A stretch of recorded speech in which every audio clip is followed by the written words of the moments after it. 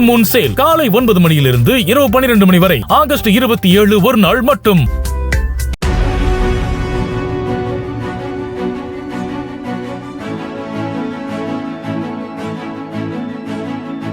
கொடைக்கானலில் உள்ள பேரிஜம் வனப்பகுதியில் சாலையில் புலிகள் நடமாடும் காட்சி வெளியாகி உள்ளது.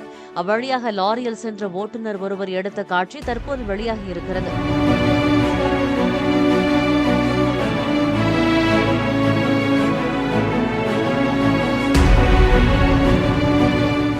நடமாட்டம் தென்பட்டதை தொடர்ந்து பேரிஜம் ஏரி 3 மாதங்களாக சுற்றுலா பயணிகளுக்கு தடை விதிக்கப்பட்டு மூடப்பட்டிருப்பது குறிப்பிடத்தக்கது.